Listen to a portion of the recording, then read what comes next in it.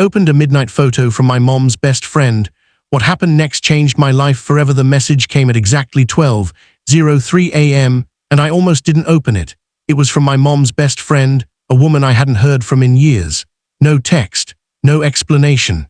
Just a single photo attached in the message, sent in the dead silence of the night, like something that wasn't meant to be seen, or maybe something that couldn't wait any longer. Before I tell you what happened next, take a second. If you believe in kindness, second chances, and the idea that life can change in one unexpected moment, then like this video, comment where you're watching from, share it with someone who needs hope, and don't forget to subscribe. Stories like this deserve to be heard. I stared at the screen for a long time before tapping it open. My heart was already racing. Like I somehow knew that whatever I was about to see would change something inside me forever, and I was right.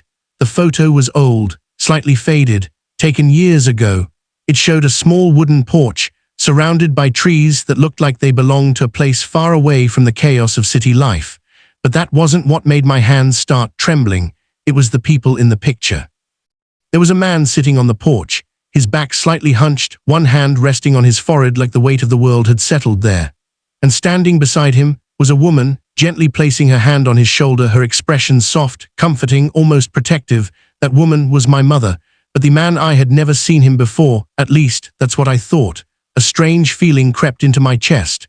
Not fear exactly, but something heavier, something deeper. Like a memory buried so far inside me that I had forgotten it existed.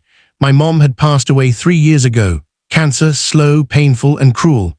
I was there for most of it, but even then, I felt like there were parts of her life she never shared. Pieces of her past that she kept locked away behind a smile that always seemed a little too strong, a little too practiced. And now, in the middle of the night, her best friend had sent me a photo that felt like a key to something I wasn't sure I was ready to unlock. I looked closer. The man's posture, the way he sat, the way his shoulders curved forward like he was trying to protect himself from something invisible, something about it felt familiar, too familiar. I zoomed in slightly, and that's when my chest tightened. The man was me, not literally, not exactly, but close enough that it made my stomach twist. Same build. Same posture, same way of carrying silent pain. It was like looking at a reflection, but from another time. I didn't sleep that night. I kept staring at the image, trying to make sense of it, trying to understand why it had been sent to me now after all these years. Finally, around 2 a.m., another message came. This time there was text. Your mom wanted you to have this when you were ready. I think you are now. That was it. No explanation, no context, just a quiet push. Like someone gently opening a door and stepping back. The next morning I called her. My mom's best friend picked up after the third ring.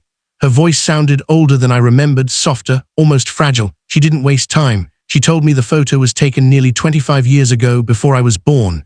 The man in the picture was my father, not the man who raised me, but my real father. Everything inside me went still. I grew up believing my dad was the man who raised me. He wasn't perfect, far from it, but he was there, or at least he tried to be. And when he passed away when I was a teenager, I mourned him like any son would. But now everything felt uncertain, like the ground beneath my life had shifted without warning. She told me my mother had met this man during one of the hardest periods of her life. He was struggling, lost in ways that most people couldn't see. But she saw something in him, something worth holding onto. They weren't together for long. Life pulled them in different directions, but before they parted, I happened. And for reasons my mom never fully explained, she chose to raise me with someone else. A man who could give me stability, a safer life, but she never forgot my father. And apparently neither had he. The photo was taken on the day they said goodbye. That was the moment captured forever, a quiet moment of care and loss. After the call ended, I sat there for a long time, processing, breathing. Trying to understand who I was now and who I had always been. For years, I struggled with things I couldn't explain, the constant feeling of not belonging, the silent battles in my head, the weight I carried without knowing where it came from. And now, suddenly, it all made a strange kind of sense. I wasn't just my mother's son, I was also his, a man I had never met but somehow had been living inside me all along. That realization broke something in me. But it also started to heal something I didn't even know was wounded. Days turned into weeks. I couldn't let it go. I needed to know more, so I started searching old records, social media, anything that could lead me to him. At first, nothing. It was like he had disappeared from the world. But then one small lead, a name tied to an old address in a small town surrounded by trees, just like the photo. I didn't think twice. I drove there the next day. The journey felt longer than it actually was. My mind kept racing, imagining every possible outcome. What if he didn't want to see me? What if he was, if I found him and felt nothing? But deep down I knew I had to go. I had to finish what that midnight message had started.